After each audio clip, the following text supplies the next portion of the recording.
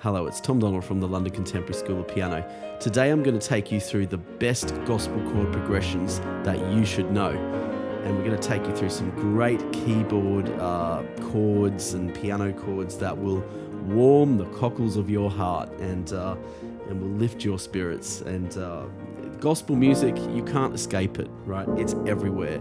It's in secular music, it's in religious music, it's in J.S. Bach, it's in Miles Davis, it's in the blues, it's in classical music. The influence of faith music has influenced all classical music, jazz, blues, gospel. It's basically, you just come across these types of chords in so many different types of music. So I think they're really important to know. They sound fantastic on the keyboard. Well, let's get started. So I've put together some chord progressions here that are commonly used in gospel. And I think these are really good go-to progressions and templates for you to practice. And to begin with, we're going to study these progressions in the key of F major. Why have I chosen F major? Well, I think C major is just a little bit too easy and obvious, though I have included a handout of this in C major for those of you who are newer to piano. And I think F major is just a really lovely, soulful starting point. But you should be practicing these progressions in a few different keys as well. They sound particularly lovely in keys like G major, B flat major, E flat major, A flat major, D major. I mean, to get through as many keys as you can. And if you like our work at the London Contemporary School of Piano, you should head over to our website, contemporaryschoolofpiano.com, and we can send you these progressions, our special gospel piano chord pack for you to study. It won't cost you a penny, and it will just help you practice these progressions and understand the way these progressions work and function. So let's start from the first line. And the first two lines here on this A section I've put together are just basic open triads, and they just sound really lovely in this combination, and you'll often hear them in gospel piano chord progressions. So let's go through it. I'm going to put a 3/4 time groove, but you could play this in a whole bunch of different grooves as well. But let's just start with this one. So we're going to start with F major, E flat major, B flat major, F major. Let's do that again. First line, F major, E flat major, B flat major, F major. Second line, F major, A flat major, B flat major, F major. Second line again, F major, A flat major, B flat major, and F major. So why do these progressions just sound so soulful? Well, the technique I'm using here in this chord construction is chord mixture. So they're all major chords. These 8 chords, or these 8 bars I've just played of music, they're all major triads, but they sound melancholic and soulful. Why is that? Well, if you think about it, if you look at the second line, for instance, if I play an F major going to an A flat major, now A flat is the note that makes up an F minor chord. So it's like a deceptive way of sounding minor when really I'm still in a major key. And you hear this a lot in gospel piano chord progressions, and it just sounds so good. Playing major chords and flattening those chords within the scale. And if you look at these two progressions I've just played, let's have a look at the first line, the F to the E flat chord. I've got F, which is chord 1, and then the E flat is a flattened 7th, because normally in an F major scale we'd have an E at the top, but I've flattened the 7th to create an E flat major chord. Then here we've got just a regular chord 4, then finishing on chord 1, and this second progression is a 1 to a flattened 3 to a chord 4, resolving back on a chord 1. So let's continue through this journey of lovely chords. So now on this B section here, we're doing just a simple little trick, and you can use inversions in the right hand, or if you're not confident with your inversions yet, you can play these all as root chords. It's absolutely fine. Whatever works best for you. The most important thing is that you just get a sound out of the piano and you start building an interface with these chords. So let's look at the B section. I'm playing some slash chords here, and I'm using a technique known as pedal point. That goes back to the old organ music where the pedal plays bass notes, and it's like you're keeping the foot on the pedal and you're hearing the same bass note ring out no matter what's happening above with the harmony. And that's the technique I'm using in these next two lines. Even though I'm playing exactly the same chords I played in the first two lines, I'm just pedal pointing, in the case of the left hand, the F. So let's have a listen to it.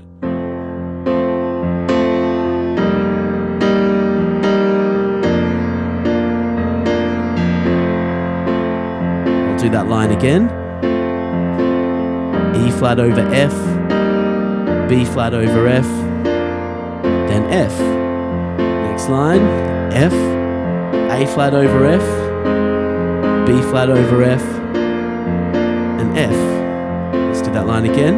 F, A flat over F, which creates a minor seventh chord. And that's exactly that melancholic technique I was talking about earlier. B flat over F, and then to F.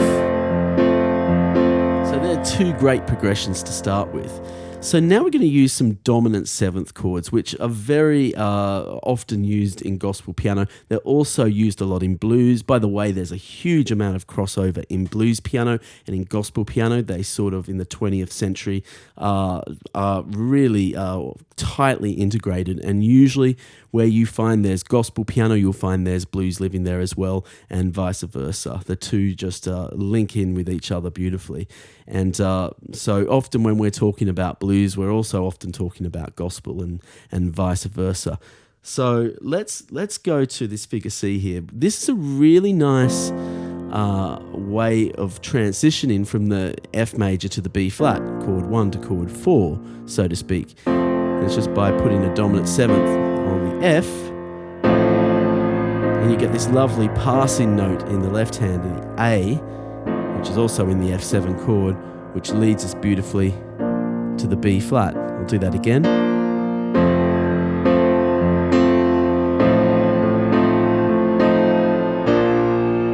And then instead of going to a normal standard chord 5, which is a very sort of a slightly more uptight classical sound to it, we don't do that. Instead, we stay on the chord 4, the B flat, and then in the left hand, we play the 5, which is the C, and play it as a slash chord. And you get that absolutely glorious sound. This sound is used so much in pop music as well. It's not just a gospel piano feature, but in gospel, you'll often see chord 5 substituted with this idea of a chord 4 in the right hand with the bass on the 5.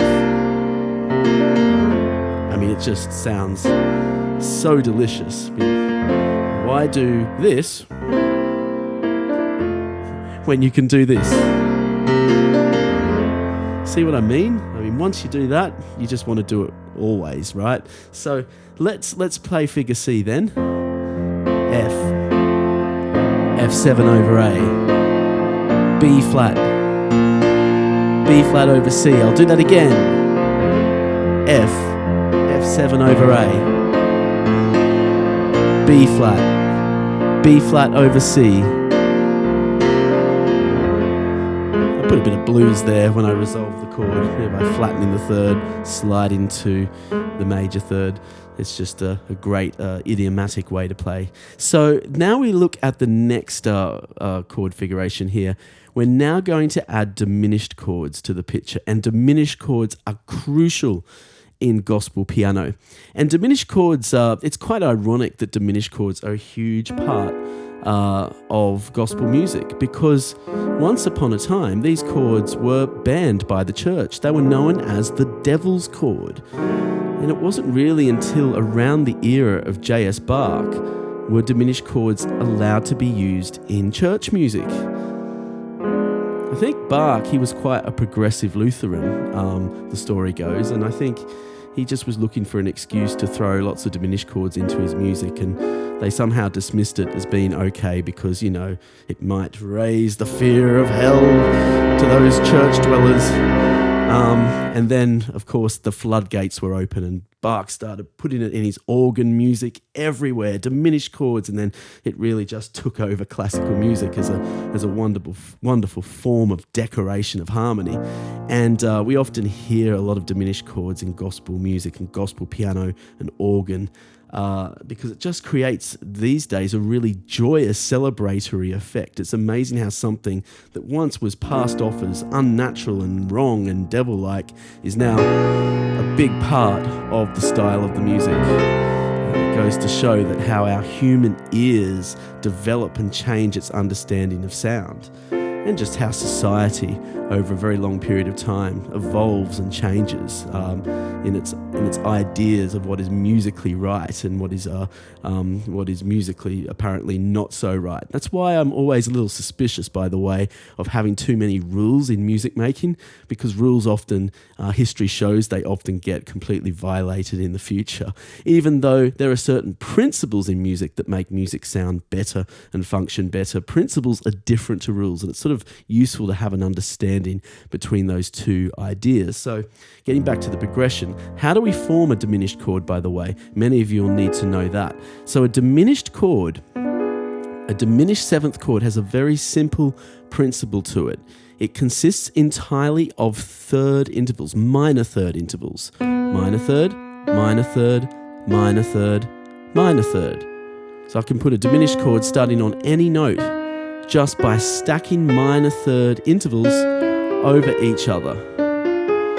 Now, the interesting thing about that is that the diminished chord, therefore, becomes the only chord, or one of the very few chords in musical vocabulary, where if you play it in an inversion, so for instance, a C diminished 7 in first inversion is an E flat diminished, in second inversion is an F sharp diminished. They are exactly, or is an A diminished in the next inversion. They are exactly the same notes, but they turn into the only chord that inverts upon itself. And that's why they all sort of sound the same. They sort of have that melodramatic sound to them. And where it's really effective to use diminished chords in gospel progressions are as passing chords. Like, for instance, here, again, on this D figuration here, we've got chord 1, which is the F, and then we have the dominant 7 leading us to chord 4, the B flat. And instead of just rushing over to chord 5, we're going to put in a passing chord from the B flat major to a B diminished 7. Like a sharpened fourth chord of some sort, but it's played as a diminished. And then that beautifully leads us to an F major over a C. So really what we're doing here is we're procrastinating as much as we can to finish the progression, to finish back on chord 1. And this is how we're going to do it. Here we go. F major, F7 over A, B flat major, B diminished 7, F over C, B flat over C, B flat over F, F major. Let me do that again. F, F7 over A, B flat, B diminished 7, F over C, B flat over C, B flat over F, F major. Isn't that just like great? Doesn't that just sound so enticing and addictive? You just want to play chords like this all day, don't you? And then, of course, now we've set off the diminished floodgates, we can start just adding more and more diminished chords. So I've decided in this last exercise here to harmonize an absolute gospel classic, Amazing Grace. But I'm going to add lots of decorations to this. It's traditionally a 1-4-5 piece, but let's scrap that. Let's add all of these lovely gospel chord progressions to Amazing Grace. So I'm just going to play it as chords. I'm not going to play the melody at this point in time. I just want to really think of this in chords, not melody at this point. So here we go. We've got F, F7, B flat, B diminished to F over C. Then we have a D flat diminished 7, D minor 7.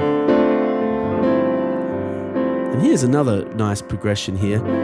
Here we're putting an F major 7 over a G to a G7, and then a B flat major 7 over a C to a C7.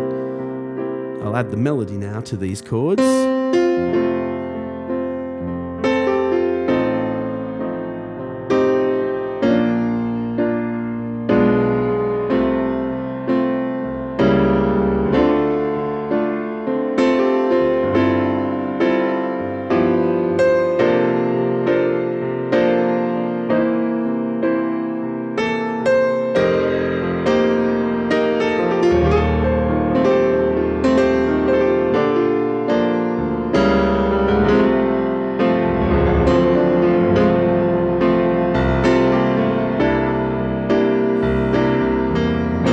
Here's a great gospel ending. B flat, F over A flat diminished 7, G minor 7, F suspended 4th to the F. And another really useful technique to use, by the way, is what I call the left hand roll. Let me demonstrate that whilst playing the Amazing Grace progression again. This left hand roll is a really great way to pass the notes in the left hand and create a bit of a thunderous sound in the left hand. I'm going to show you with the keyboard angle right now.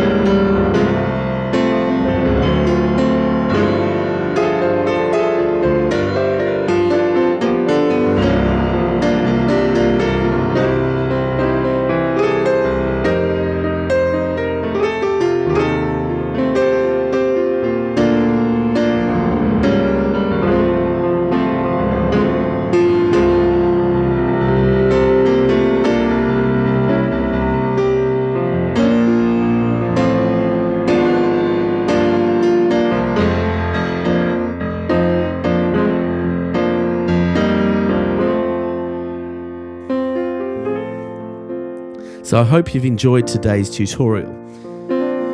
Of course, it's so important that you practice these progressions in different keys as well. So if you head on over to our website, contemporaryschoolofpiano.com, and ask our team specifically for the Gospel Piano Pack. So just go to our website, Contemporary School of Piano, and just email one of our team or get in touch with us and ask for the Piano Gospel Pack. And what we'll do is we'll send you those progressions in the key of C, F, G, and B flat major. And I'll also send you a special version of it in numbers only. And by seeing the progression in numbers, you start to get an understanding of what this would look like in different keys. And this will really help your practice if you want to take your piano playing to the next level. It's been a pleasure seeing you today. And if you're a fan of our work, please support us by clicking the subscribe button. And we'll see you soon.